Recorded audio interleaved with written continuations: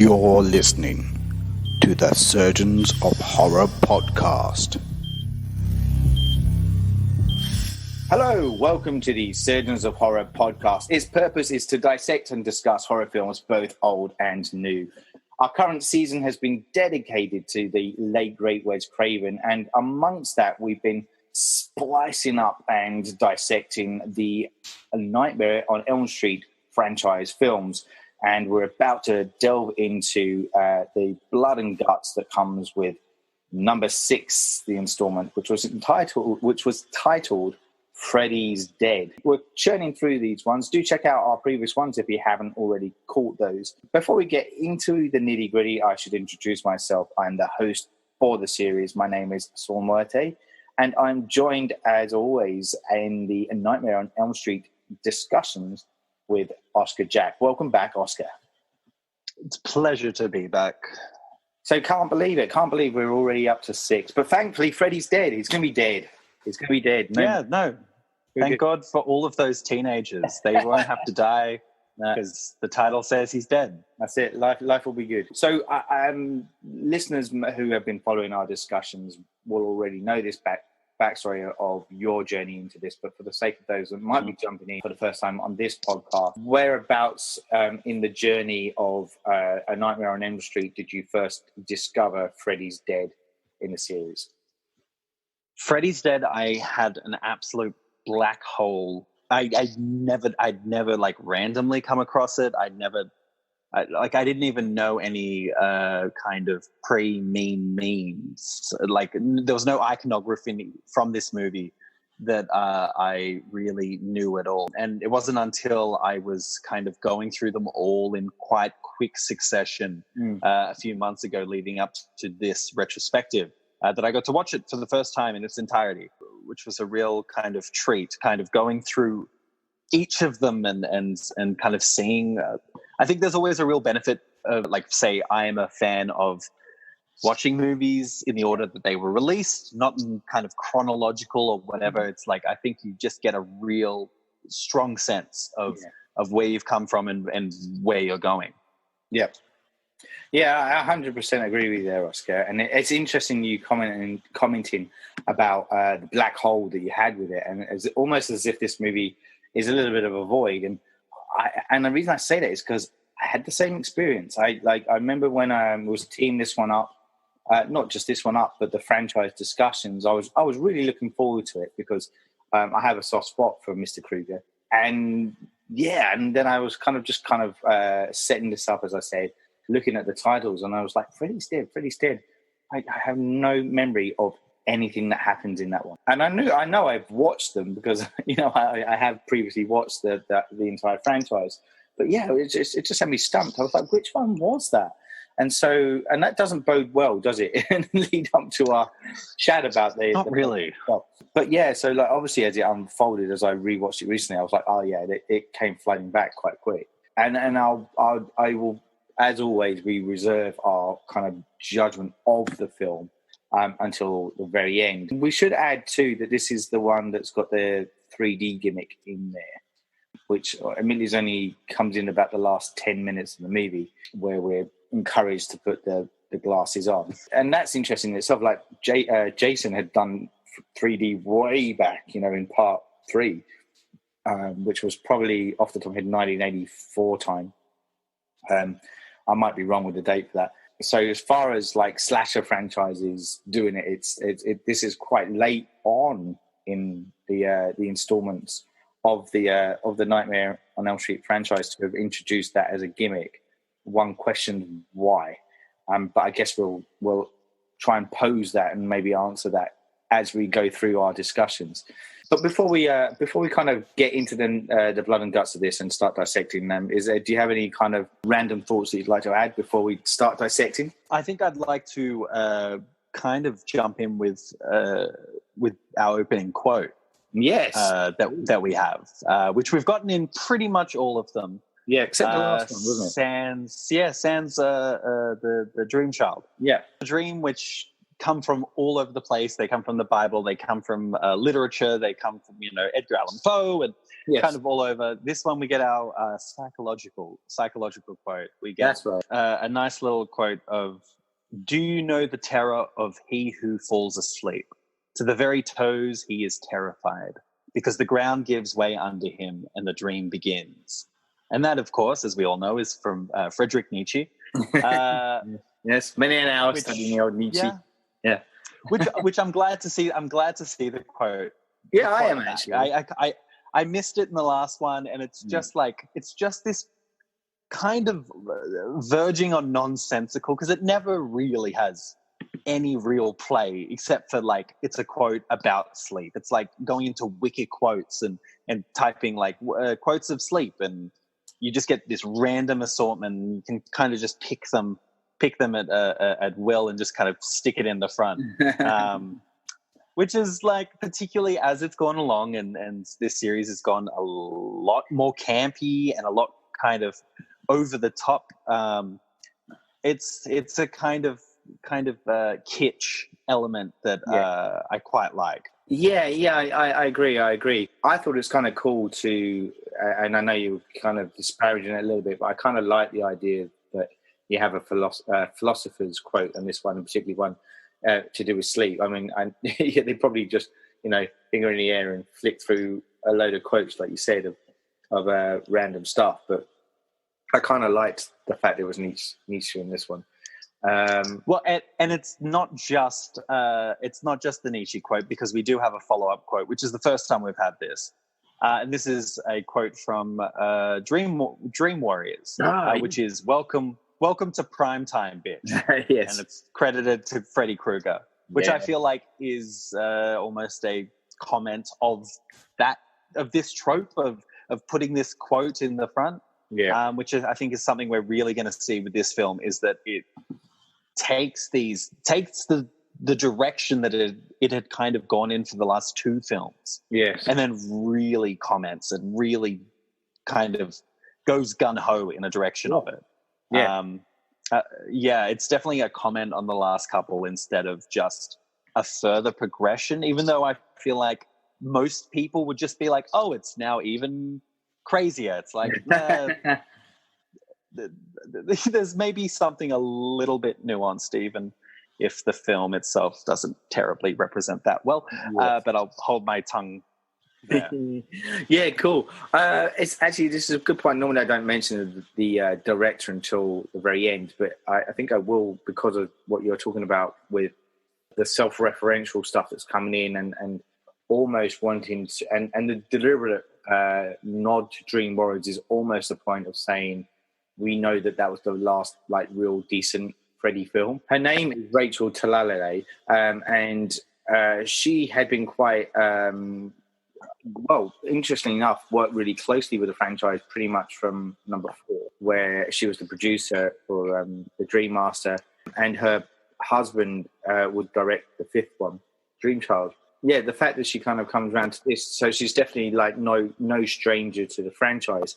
She was at that point in her career where she was like, I want to bite the cherry. I want to be able to direct. She was wanting to move from producer to director, and this was her opportunity to do so. Interesting that she comes in with this as her first one. And as I think we mentioned in the last podcast, she would go on to do Tank Girl. Yeah. So does that say something? Anyway, we'll reserve our thoughts. But yeah, I just wanted to throw that in the mix because more so her association with the franchise. All right. So look, let's start delving into the plot line as we do in order to discuss and kind of work out our thoughts of the piece as it goes along. So interestingly, we pick up straight away with the Alice character, which is supposedly the Alice from the previous films. We start off on the plane and we see this kid kind of teenage character, and he's sitting next to a grumpy woman. There's weird stuff going on. It feels very much the beginning of Final Destination. Or I think particularly the one that jumps to me is the and I feel like this film is just I mean, we'll get to them, but this film's just so chock-a-block full of filmic references, like direct kind of, let's say, playfully homages. But like this feels very much like Terror at 10,000 Feet, the Twilight Zone episode.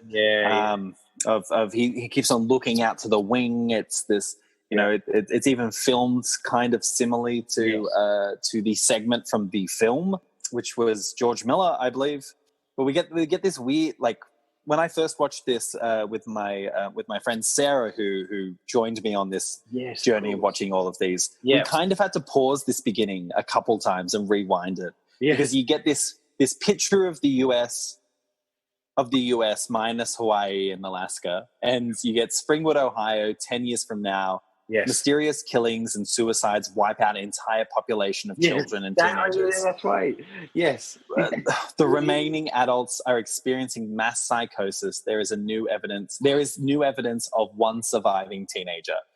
And we had to just keep on, like, this is maybe just the most confusing thing going forward. I did the same thing. Yes. I'm glad you mentioned that too. I'd completely forgotten that bit. So presumably this young guy is the last child, we think, you know. It's the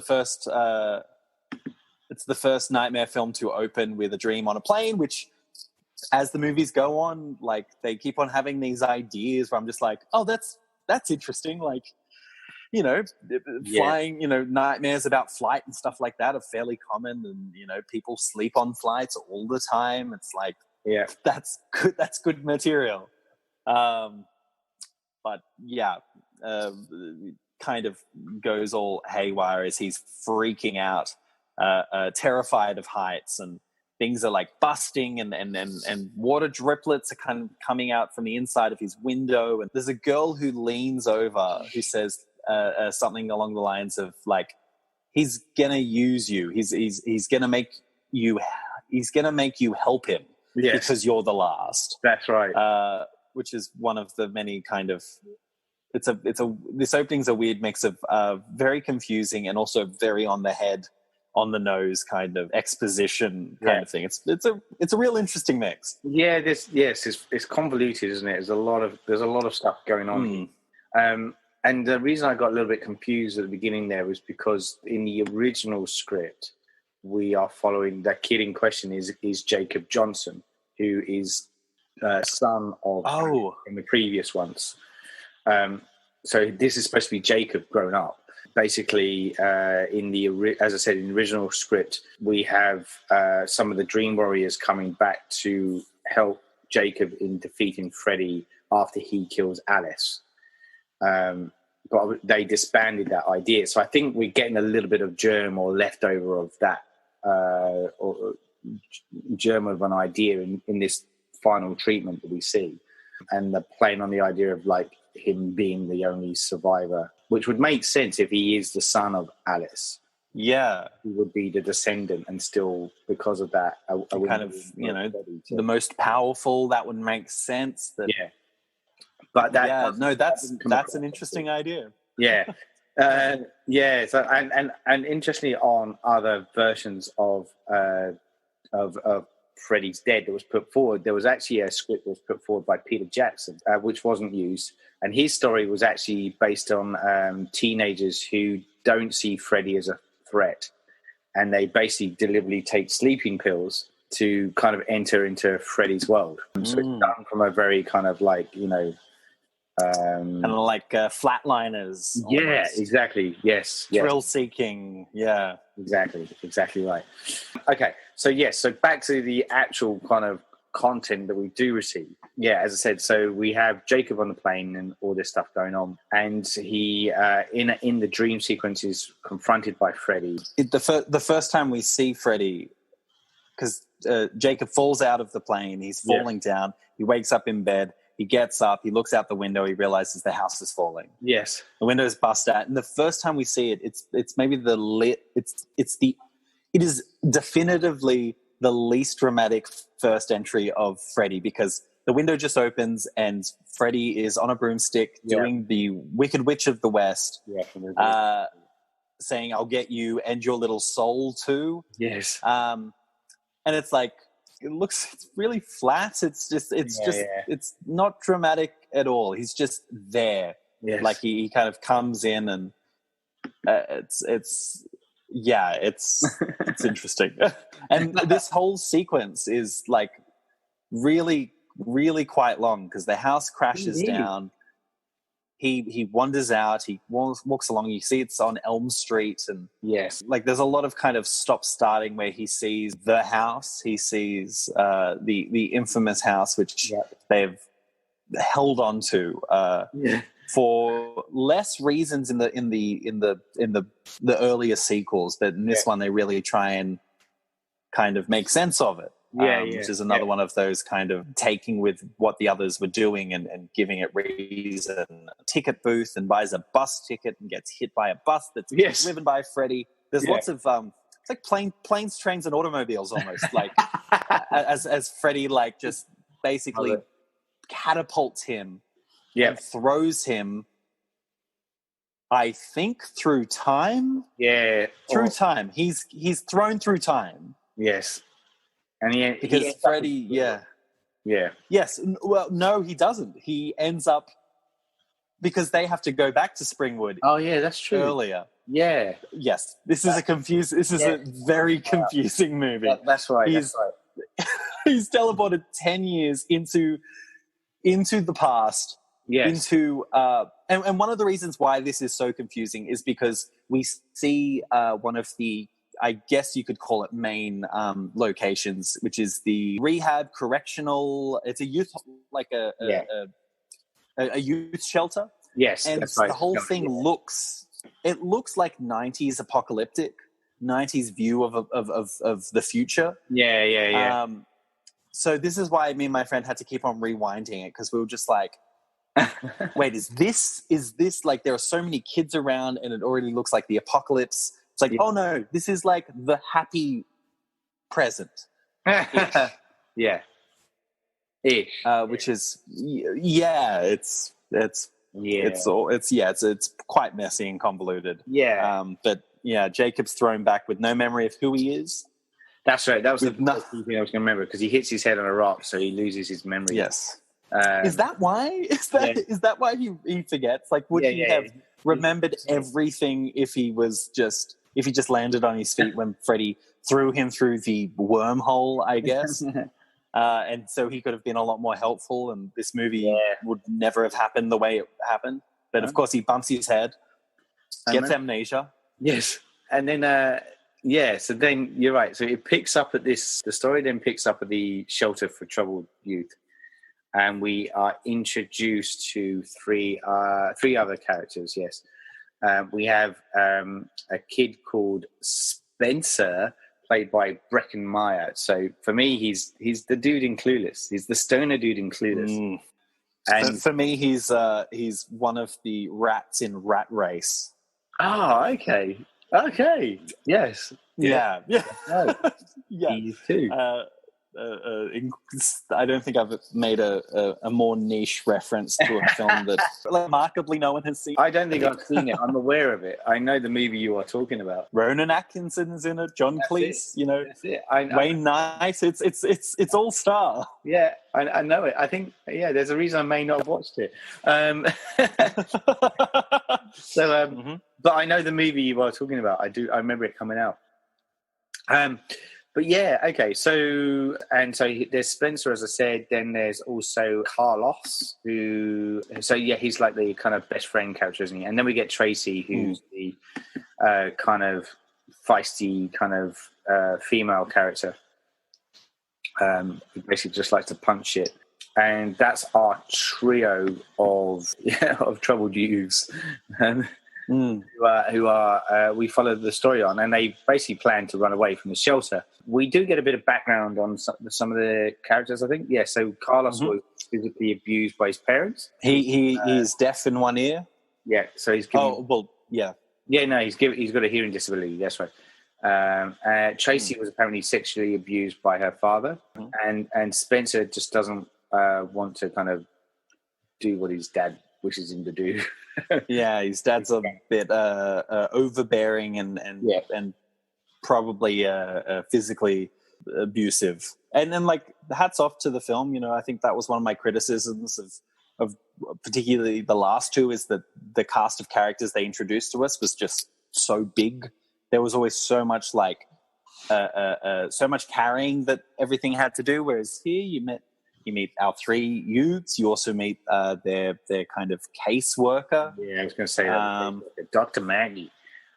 Yes, Dr. Maggie. So, like, interestingly, so played by Lisa Zane, and that name, if it rings a bell, it rings a bell for a reason, because she is the sister of Billy Zane, the Phantom himself. The Phantom, yeah, and she hasn't really done much outside of this. To be honest. I mean, she has, but she hasn't done anything noticeable outside of the world of Freddy. Yeah, at least in film circles, she's cropped up a few times in like LA Law and ER and things like that.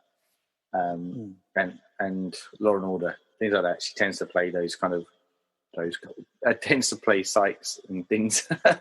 Although I did find it interesting that she apparently played the voice of She-Hulk in the animation of The Incredible Hulk. So giving the vocal talents to use there as well. I can see that. That works. Yeah. Cool. Yes, she comes in and she's their caseworker and kind of a bit of a counselor. She cares about these kids. She's the only one in this damn world. Yeah, God damn it. Who gives a damn about these kids? John Doe, who is Jacob, because he doesn't know his name, so he hereby is called John throughout most of the movie. He basically is brought before Maggie to be assessed. This is where Maggie notices a newspaper clipping in John's pocket from Springwood. So she kind of presumes, there's the connection. So in an effort to cure John's amnesia, she thinks, let's take him on a road trip to Springwood to jog his memory. And this is where Tracy, Carlos, and Spencer kind of hide away in the van to escape the shelter. But they're soon discovered when John starts having these hallucinations and their van nearly wrecked just outside of Springwood. This is where they then kind of venture around. This is Tracy's, Spencer, and Carlos. Yes, there's this weird bit, isn't it? It's almost like this Twilight Zone bit where they keep trying to escape Springwood. Or when they first rock up, there's a fair. Yes, there's that's a fair right. with no children. We have a cameo from Roseanne Barr. And her then partner, Tom Arnold.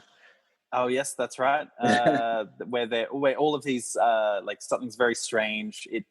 You're watching it and you kind of feel like, this feels like Twilight Zone or even like Twin Peaks, and then one of the characters says it's like something out of Twin Peaks, man, and I'm just like, okay, lay it down as thick as you can. Yeah, super thick. It's all of these it's like a town full of log ladies, just kind of all wandering around, like acting incredibly strange. Incredibly strange. It's almost like I mean, I remember and it's not nowhere near as good, but I remember a TV series, and I may have mentioned it on previous podcasts before, but it was called Erie, Indiana, and it was basically like a young kid and his friend go around, and they'd have, it's a bit like the whole X-Files thing, but they'd have these weird scenarios within Indiana. And it was almost a bit like that. I would say it's almost like bad version of that is the way it came across. But yeah, I get where you're coming from with some of the comments you were saying there with what it was like being like Twin Peaks and stuff. And, obviously, as you said, they label that on really quite thickly. Yes, and I'd forgotten that bit. And so the kids realize, and there's this thing about the town doesn't have any kids either. No, and the children bring him. Yes, that's right. So it's and as we kind of go along with the plot, there's maybe explanations for this, but this really feels like, I guess this is Springwood now.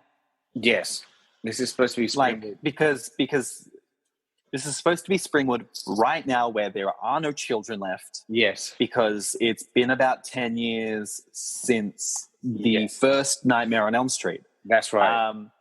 This is on paper an element that I like. This idea where it's just like in each of these movies, just lots of kids get killed off. So it's it kind of makes the jump that between each of the movies, he's doing it. He's constantly doing it. So by this point, there are no kids left because there's been that many Nightmare on Elm Street movies. Yeah, that's it. Yeah, I kind of like that post-apocalyptic kind of vibe that I thought it was going to be going for in the first one. At the very beginning of the film. But yeah, that ends up being a very different beast. And as I said, so we then pick up with Tracy Spencer and Carlos trying to leave Springwood in the van. But they keep going around in circles and end up at the same spot. At one point, Carlos has he falls asleep in the car. Yeah, he falls asleep. He opens up a map that just keeps on opening and opening and opening, and then it says written on it, I think you're fucked. That they've seemingly stepped right into the spider's web. And with elements of that kind of dream loop from the Dream Master. And while they're doing that, Maggie and John are kind of wandering around because she has not just it's not just this connection with John, that she's been having a dream, a recurring dream about Springwood, about this water tower that is in the picture of the news clipping that John has. So she's quite kind of invested, as well as they go into the school to try and find out what's happened, and they find a teacher who is just like completely like goo goo gaga crazy dude. Yeah, that's right. Absolute. He's saying 1473 Freddy. He's mixing up things. He's telling he's talking nonsense. And occasionally dropping into exposition and fact of saying 1966 the child was taken, and you're like, which is this big mystery as they kind of go on, is you find out that Fred Krueger was a father, had a child, and that it becomes the hunt for the identity of this child. Yes, that's right. And who they are, and while Carlos and the others, it's now nighttime, and they're still going up around and round and round. Yeah, that's it.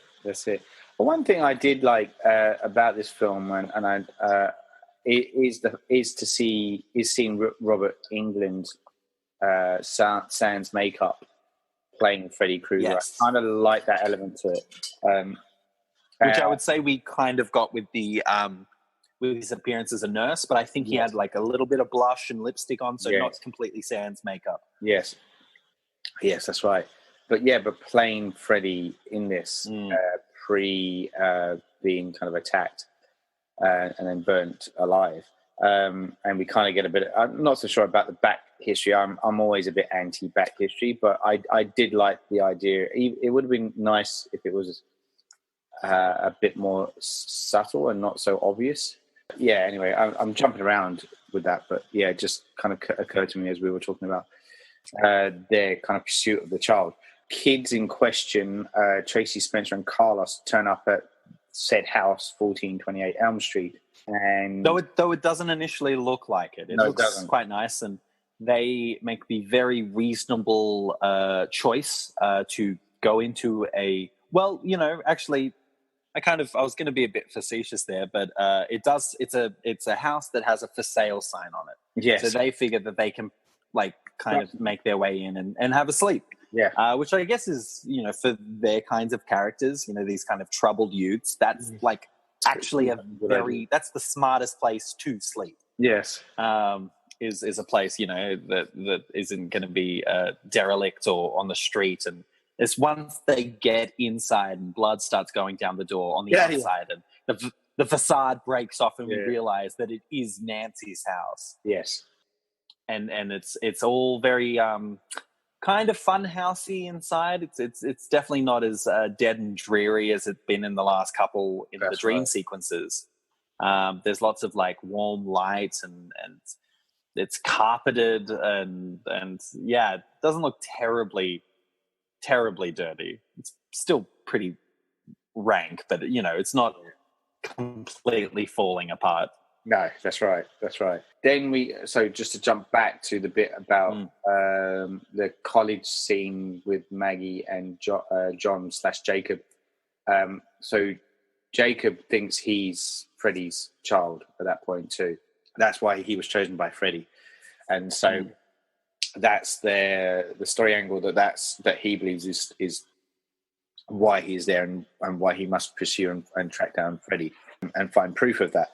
And then back at the house, then we get the moment where Carlos wanders off and he finds a big bed and he falls asleep. And then we get that whole kind of scenario with him and his hearing aid being his kind of disability.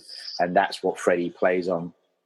Yeah, we see how he gets it with his mother wanting to clean his ears with a Q-tip that puts him too far as she turns into Freddy and he pops it right through in one end. Yeah, one end and out the other.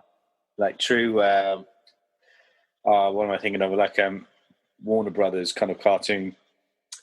Oh, there is. Kind of like, feature. It's almost like much of that. Yeah. There's this is there. I think it's one of the very few, dare I say, horror films where Looney Tunes can be like written as like a major influence. Yes.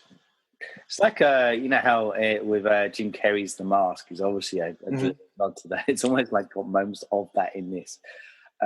Absolutely. Yeah.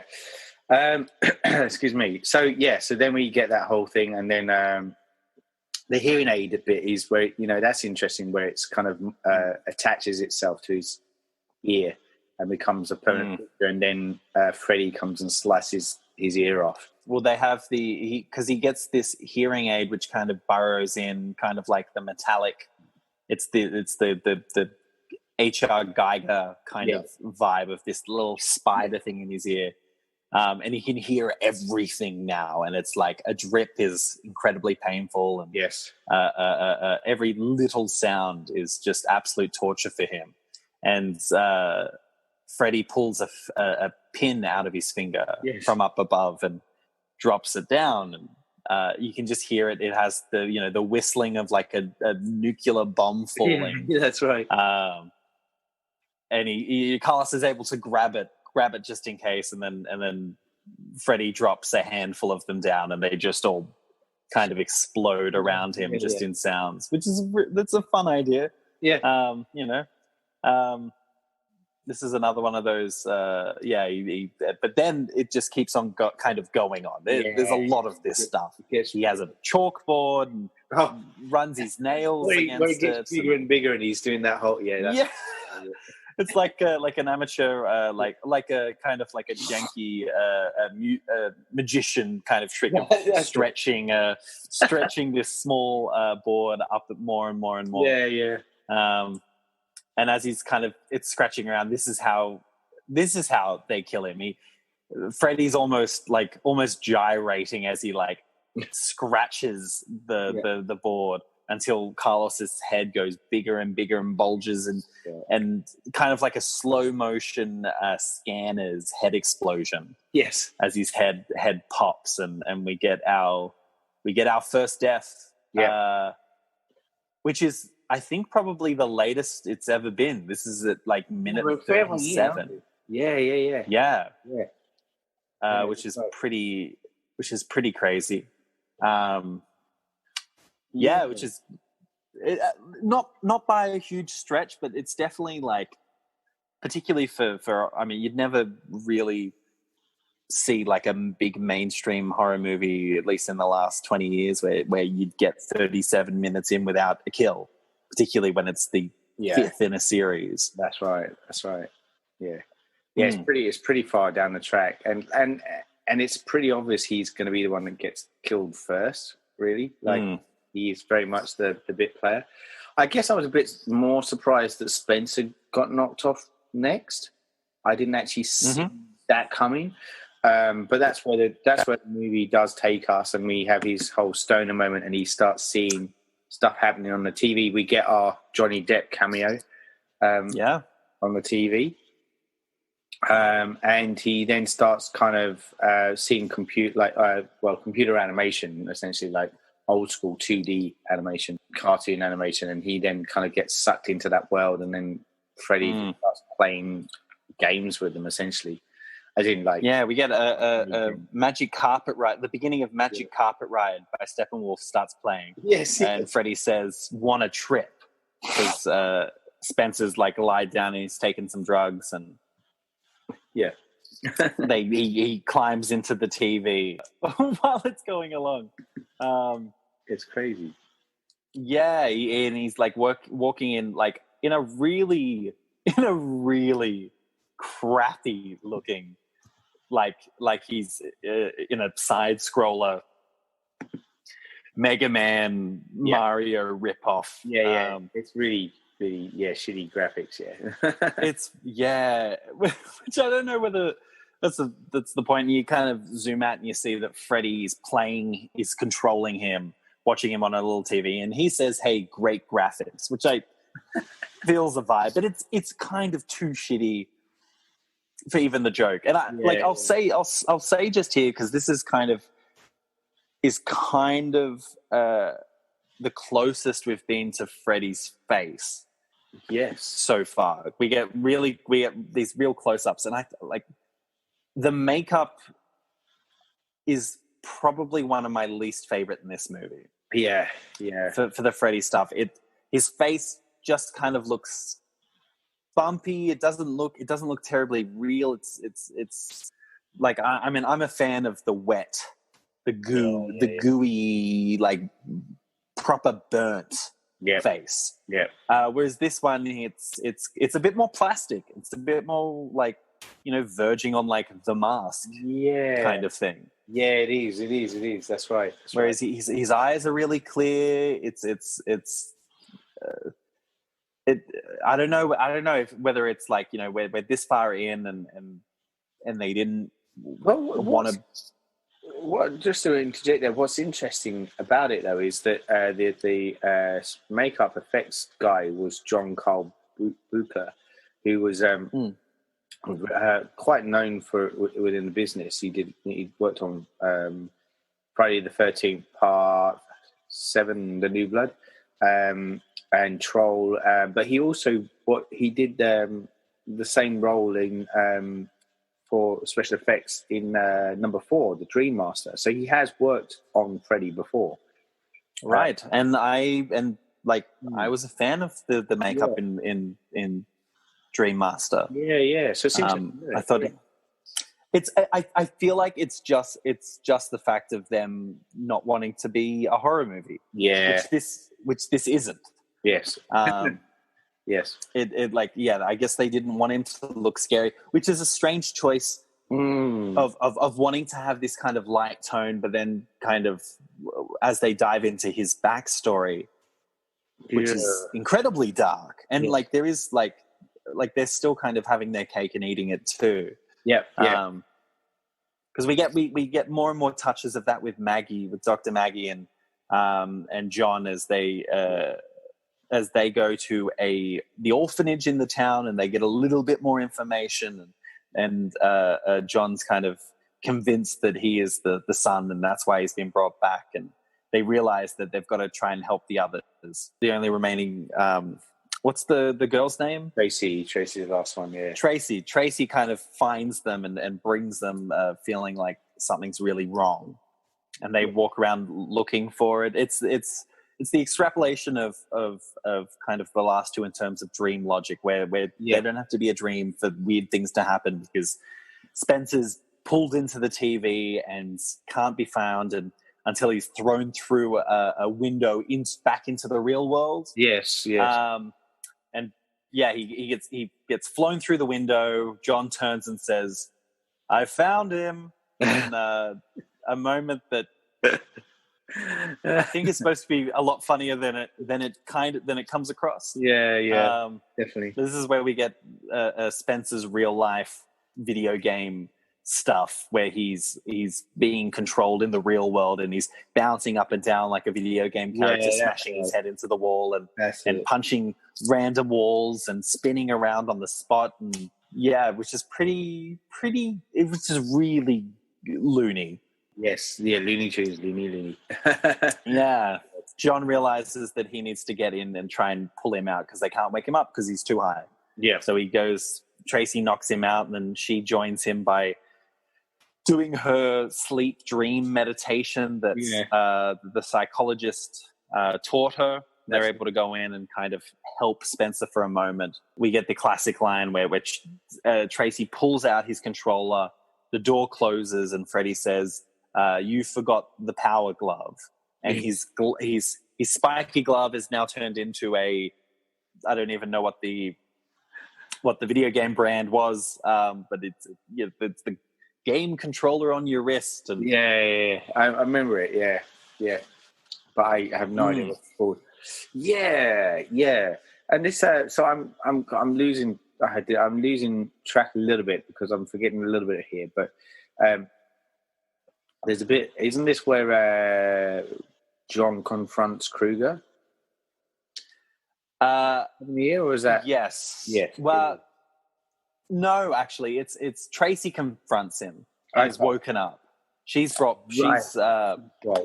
out, and we kind of don't see John and Freddy react. They just kind of wake up. Spencer has died. He's been knocked down the stairs and fallen down a hole. Yes.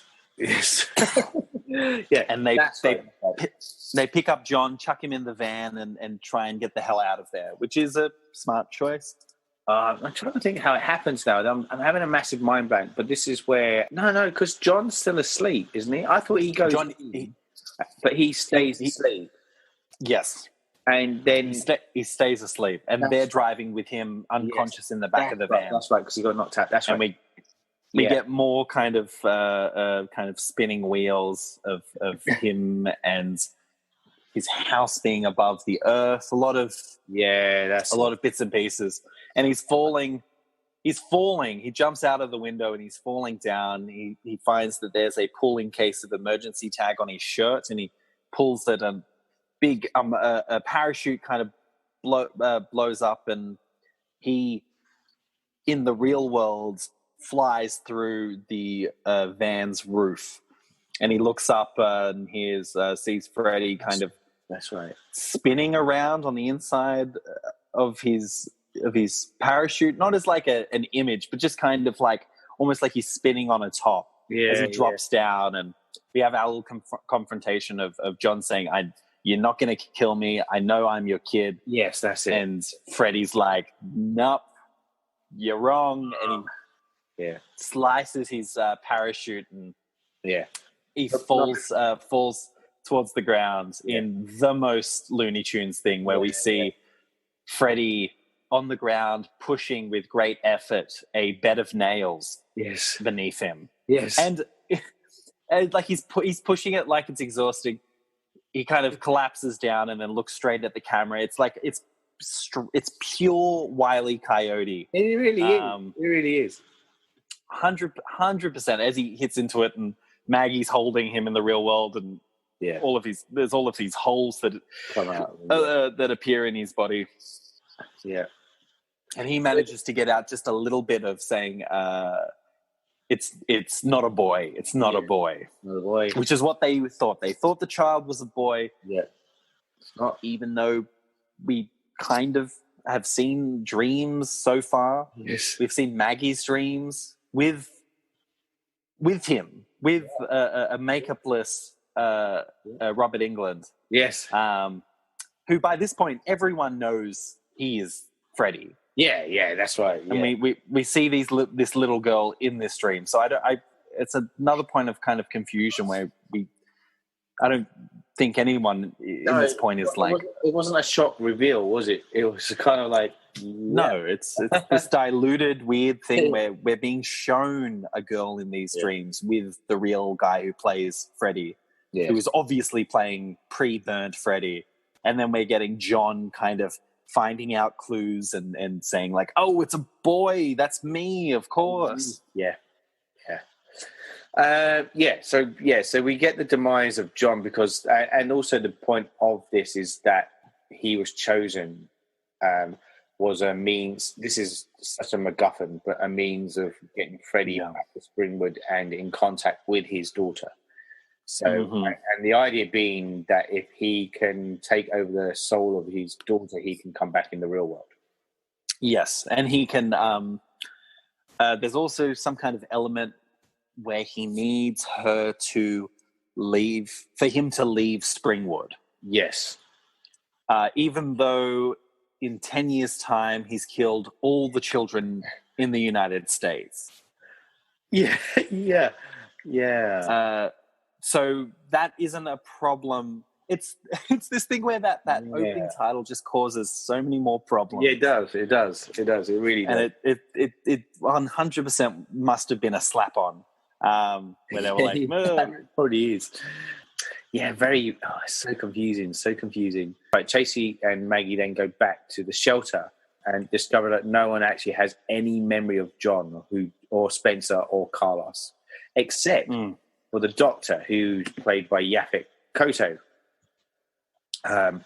who people may know from Alien, and The Running Man, and Live and Let Die. Yeah, he's a big guy, big actor. He's our resident dream warrior master. Guru. Mentions dream demons, and yes, he's mastered his dreams, and yes, right. Someone is always talking in these films of like dream stuff. Like, oh, my mum taught me about dream stuff. We get this guy here. In this moment of them kind of going along, and he remembers because he has mastered his dreams, and that's right. Realizes, kind of gets on side this as they become our little trio. Yeah. As Maggie gets more and more revealed to her in these memories. Yeah, and we find out that Freddy had a wife, he had a daughter. Yep. And that she discovered, the wife discovered what was in the basement. Yes. This stuff with like kind of evidence of his kind of child murders, as well as like an assortment of his knife gloves. Yeah. Which in all of the others, he's had the one, and it's been his special one. Whereas this, it's like he's got a whole bunch. He's got like one for every day of the week. As the wife is kind of saying, I won't say anything. I won't tell anyone. Yeah. And the little young Maggie goes down and kind of sees for herself. Yes. All of this evidence, and we kind of meld little girl Maggie into big girl Maggie, dressed as little girl Maggie with her pigtails, and she kind of comes face to face with her father in I don't know, what's your kind of take on this? Like, because this is kind of the culmination of the film so far. Yeah. In terms of really getting the characters getting to kind of converse and talk about this. Yeah. How do you feel that this kind of relationship has been built up until this point? Yes, it's weird. It's weird because, and this is there's a point just on this period as well where she comes up and she sees her dad has killed her mum too. Like Freddy has killed the mum in the garden. It's not well executed at all. I feel they should have. I don't know. Like, if it was about suppressed memory and her suppressing that's what they should have played on more. But they don't. It's just a bit of a weak reveal. And by doing it like that, it feels like there is no real connection between her and Freddy. Like, they could have played on that more. If that was an intrinsic link that's needed for Freddy to be able to escape Springwood, they needed to harness that a bit more and make it a bit more obvious, maybe through psychic connections, maybe through her having these dream moments with Freddy trying to reach her. But yeah, because it's done that way, I just felt it was a bit, I felt it was quite weak. I don't know, where did you come from with it? Yeah, I think I really agree with that, because we're at like the hour point now. Yeah. And we've spent most of that time in Springwood, in kind of goofy land. Yeah. And there's this real disconnect because, like, it's really heightened to a point where you think, is this a dream? Is Springwood a dream? Yeah. And when they reveal once they're back that no one else remembers Carlos or Spencer or John, you think that might be the case, but it's not. Yeah. It's not the case. It did happen, and it's not that they don't exist. It's that Freddy has wiped them from existence, and as kind of now he's spread out, and he can kind of erase people's memories in their dream or something. There's just kind of so much time spent, and we never get, like, it takes an hour to free Freddy. Yes. From where he is, for him to kind of get to do what he wants to do.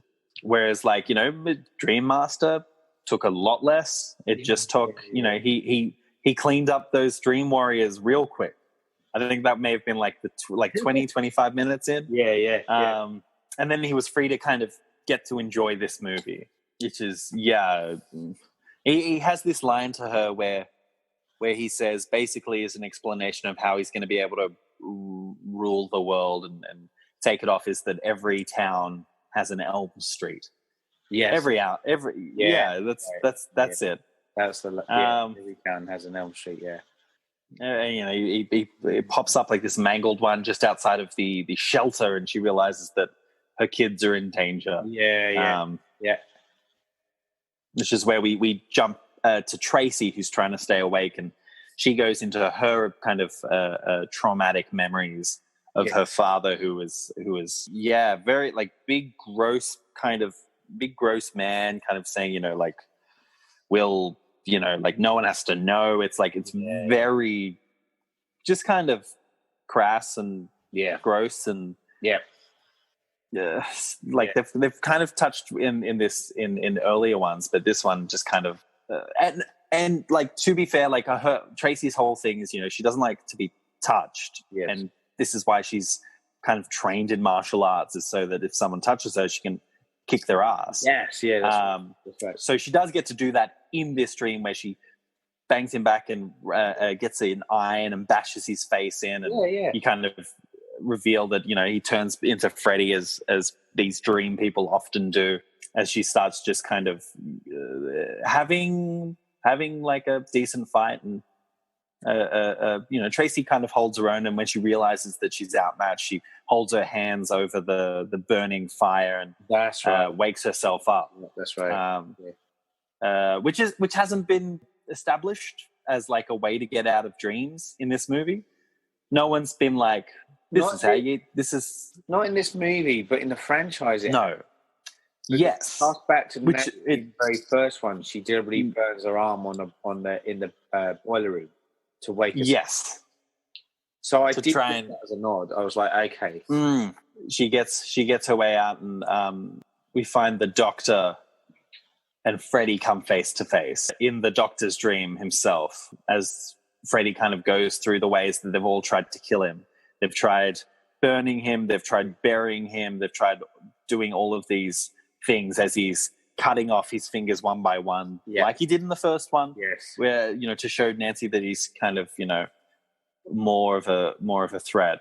And the good Doctor here is able to wake himself up as he is the master of his own dreams. And they're able to kind of gather together, and he's able to give them out. Give Maggie and Tracy some techniques and some defenses. That's right. The greatest defense. 3D glasses. 3D glasses, of course. Now here comes the gimmick. Yes. And how does he put it? That's right. He says, in your dream, they can be anything. So take these. And hey, you know, horror has a history of using gimmicks, and particularly with 3D. I believe it was the Creature from the Black Lagoon was a 3D film at the time, and, you know, it's been a few. Yeah, it's not an old. It's an old gimmick that's used, so it's no stranger to the horror scene. But yeah, like, I was waiting to kind of throw this in, but I might mention it now. But like, this whole film is so farcical. Freddy is so farcical, and by making him so, like you said earlier, like the horror element is non-existent. But in doing so, it makes the climax less believable as well. We're just like you're beyond caring by this point. Yes, you know, he doesn't really.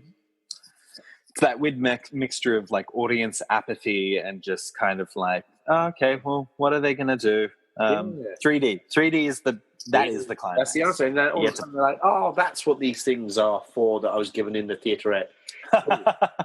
Yes. Yeah. So we do get the final confrontation where Maggie decides she'll be the one to enter Freddy's mind, pull him into the real world. And when she goes under, she's put under.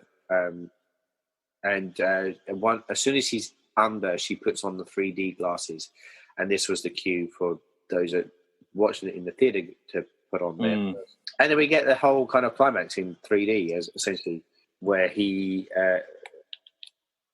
as she's going through Freddy's mind, essentially, and delving deeper and deeper into these kind of weird environments, and then we get those three little, I don't know, floating fiery sperm things. They're the dream demons, which are the things that we've kind of seen these images. I think it's just the one image that the Doctor has on his wall. That's it. Where he gives some exposition earlier in the film saying the dream demons would find a human of remarkable evil and attach themselves to him, giving them his power.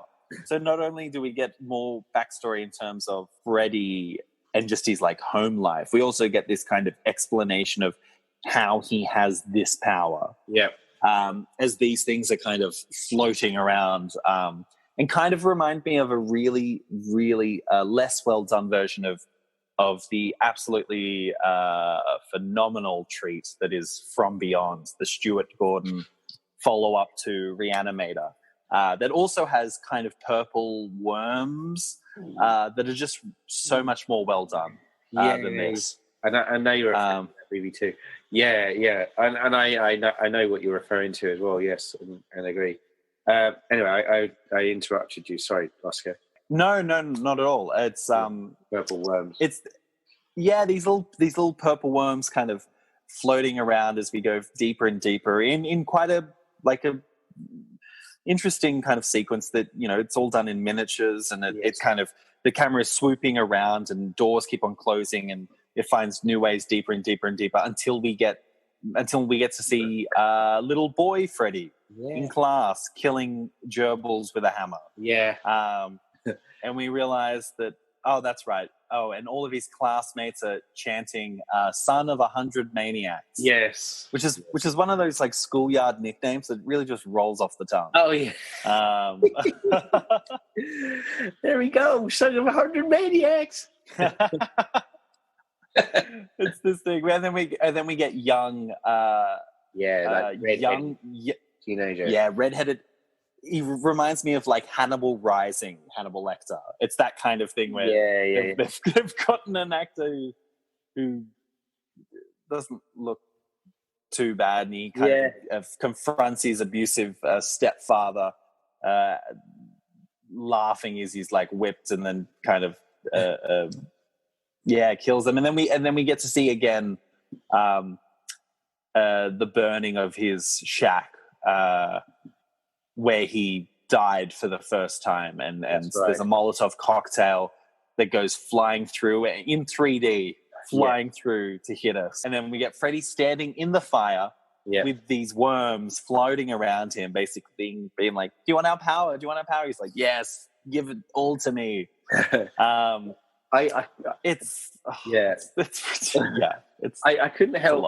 I kept thinking of Monty Python's The Meaning of Life with the goldfish. With those demons. So like I kept chuckling when they were there, because I was just waiting for them to go, what's going on? It's like this kind of really like, I don't know, clueless kind of anyway. So I kept getting thrown out of that sequence every time these dream demons kept coming on screen. Yes. Anyway, so it does look just like that, doesn't it? Yeah. So we have that bit at the end. Yeah, so we get all these little flashbacks, like little snippets, I guess, of Freddy's past, as you said, leading up to when Freddy was given the power to become immortal. Then there's a bit of an interaction. This is where Maggie then kind of has that fight with Freddy, and she's able to pull him into the real world. And we get a quick suiting up montage where they go to the contraband of the shelter, pulling out weapons and then holding them towards the camera. Yeah. Holding spiked baseball bats and knives and fireworks and bits and pieces. That's it. So they get ready and tooled up for their hand-to-hand combat with Freddy. Yes. And then the battle continues where they're using these weapons and she's somehow, that's right, somehow they managed to get the claw, the finger-clawed glove off Freddy. And I'm like, oh, is she going to kill him with the glove? That kind of, I thought that was going to come at that point when that did happen. And then eventually, she does, Maggie puts on the glove. And he's then like, he's almost kind of goading her at this point. I don't think he believes that she will carry through with it. And she then just stabs him in the stomach with the glove. And then the doc comes in and throws this big pipe bomb to me. Yes, that's right. Which Spencer had made earlier in the film. That's right. God, and then he throws Freddy with the steel support beam, which I think Tracy throws to her, and then she chucks the bomb into his chest.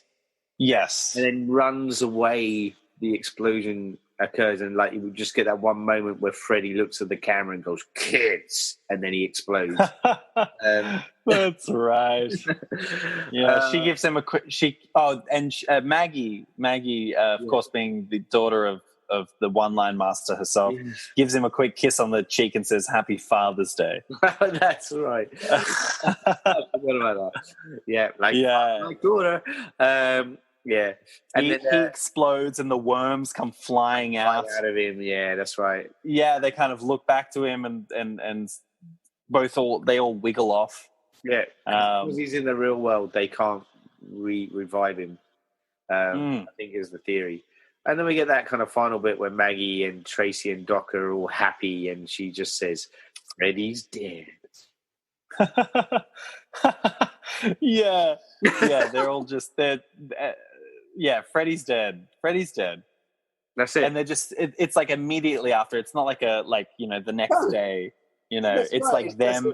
It's in a hallway that is adjacent to the room where he destroyed. They're all just kind of laughing at him. Yeah, that's and right. then that's the end. But we do get a montage. From all of the other movies, which like it shouldn't count so highly, but I rate the movie for doing that because really that's what we hear. We get to see a best of all of the deaths.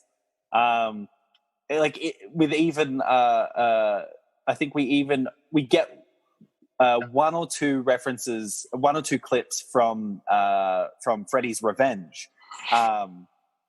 Which is like it's only kind of one of the better images of the school bus kind of teetering on the stuff, which is kind of the only reference that they want to give to it. But it's nice to see that they did give it to it, and we get all of these different we get fetal Freddy and a puppet Freddy and all of these different Dewey levels and I really like that bit. I was like, oh, cool. Kind of remind me of the journey we'd been on. But I was, but I still was hanging out at the end to see if there was going to be like a post-credits thing. Because they play it as a eulogy. Because at the end there's a picture of him and it says R.I.P. Yes. As a bit of an in memoriam. Yeah. Kind of thing. Really, they're now in the coffin. Yeah. Why? And I know that I believe Robert Shea is Bob Shea, the writer of this film. Bob Shea, who who head of New Line, who has been, who has helped and has been helped by the Nightmare series and has been so devoted to it.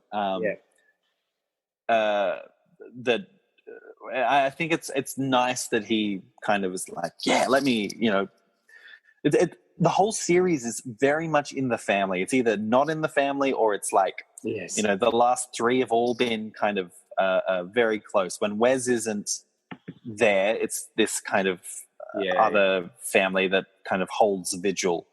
Yeah, that's it. I mean, I thought Rachel Talalay had written this one, the director. I thought she wrote this too. Like the story was conceived by her. I should say. And then Michael DeLuca wrote the screenplay, I believe, the guy that would go on to write The Social Network, which again is like one of those crazy credit kind of things. But yeah, anyway, but my point was, so look, that's it. Freddy's dead. He's no more. We've had his swan song, although we do realise that there is another one yet to come in the franchise. So what was your gut reaction after watching this one, Oscar? I meant my immediate one was thanks to the montage at the end. Yes, was a positive one. But really watching this, you're like, yep, he's dead, and so is the series. Yeah, it felt that way, didn't it? It really did feel that way. It felt like they pushed Freddy to the nth degree, that like he was no longer scary. It was almost like what Abbott and Costello did to the Universal monsters with with making it funny. Was the killer nail in a coffin? And I do think that was deliberate. Yeah, I agree. Yes, they kill him. They kill him. They're like he's kind of he's gone in this one. Yeah. And they whether there's like hints of if they wanted to bring it back, it could have gone into Maggie. You could have had but it definitely does feel like his final one. It's but I mean that doesn't, just because it was deliberate doesn't mean it works. No, I agree. Yeah, I agree. It's just so much of a hodgepodge kind of mess. Where you can't really latch onto any of the characters. No. Even more so compared to I think maybe Dream Child was worse in terms of characters. Whereas this one, you've kind of got a little bit less. I kind of like Maggie. The Doctor is quite good.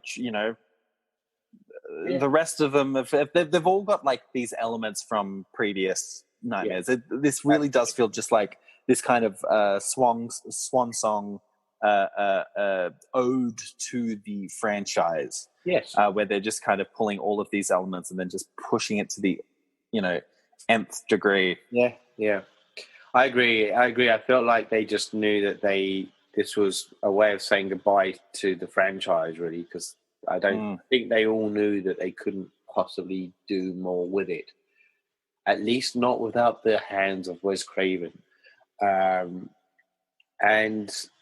It just is, and because of that, there's no originality to it, though, is there? Like, that's the thing. There's nothing new offered, it's farcical, as I said before. Yeah, it's even like with the last two, which started really like, that's where you get like the pun master, pun master Freddy. Yep. In this he like his puns are, there's no memorable puns. No. Like there's no kind of cracking lines of that even just make you kind of laugh and groan. With these ones, that's just kind of like, it just feels so tired. Yeah. And like what elements of originality there is, like it's kind of got an interesting vibe. I mean, you can definitely see Tank Girl kind of being cut from the same cloth. Yeah. And I think it works a lot better in Tank Girl, being an incredibly imperfect movie, but I think the vibe that they're going for in this works in Tank Girl. Yeah. That's a character that I agree. That loves the Looney Tunes. Yes. Whereas this, it's like there's just way too many. You could, in any other Nightmare film, you would have had one character who was obsessed with cartoons, and his death and his nightmares would have been all Looney Tunes, kind of crazy, all of that kind of stuff. But it's all just kind of slathered through evenly throughout all of them. It just doesn't work. It's disappointing because I want a bit of scare in my nightmare. Yeah, same. If I go back to the very, very first Nightmare on Elm Street, that's what brought me. It was the first horror film I really remember getting underneath my skin and feeling really shook up about it. It's a shame we've got to this point where he's just no longer a threat anymore, and it's not no longer really a Nightmare on Elm Street, more just I find a little dream on Elm Street, it's bad. No, there's no build up. No, none at all. All right, so with that in mind, would you recommend this film? And do you think it stands true to today? Because we 91, so we're nearly 20 years old. Nearly 30 years old. Oh my gosh, yes. I'm not adding. Yeah, there we go. You're 10 years in the future. I am. No, I wouldn't recommend it unless you're watching them all. Yeah, exactly. I think exactly. I agree. It's part and parcel. But I don't think it stands. I think it is the most forgotten about, rightly so. Yeah. Along with Dream Child. Yeah. Both of those, I think, just kind of get swept under the rug, where even like Dream Master has, I think, some really striking deaths and interesting little bits and pieces, and it kind of benefits from the carryover of Dream Warriors. Whereas now we're so far from Wes Craven, he's yeah, that's right. With his vision, and he's not always a perfect filmmaker, but he's an idea guy. Yeah, that's right. Yeah, that's exactly it. His ideas are always potent. Yes, 100%. 100%. Yeah, so there we go. So we got to the end of that, and I completely agree with you. I think I don't know if I wouldn't recommend it unless you watch the franchise as a whole, or were a fan of the Freddy franchise. It's just a shame. Like, I'm glad we get more of him in a very different entity in the next installment, because I think they pushed things so far that there was no other option than what was delivered next. And we'll get to that in another podcast. But yeah, it's up to this point. If you were watching this in 1991 when it was released, I think you would be like really disappointed and thinking, yeah, man, they just killed Freddy. Not just in the film, but the franchise. And it's a bit of a sore way to go out, which would have been a shame. Okay, so I think on that note, though, we'll wrap things up. And as I said, do stick around, podcast listeners out there, for further discussions on the Nightmare on Elm Street franchise and a few others along the way as we are coming towards the climax of our season. Until then, I'm your host, Saul Muerte, and I was joined for this podcast by Oscar Jack. Until then, goodbye. You're listening to the Surgeons of Horror podcast. Music supplied by Peter Nezik. For more discussions or podcasts, head over to surgeonsofhorror.com or head over to our Facebook and Twitter sites. for the latest news and updates.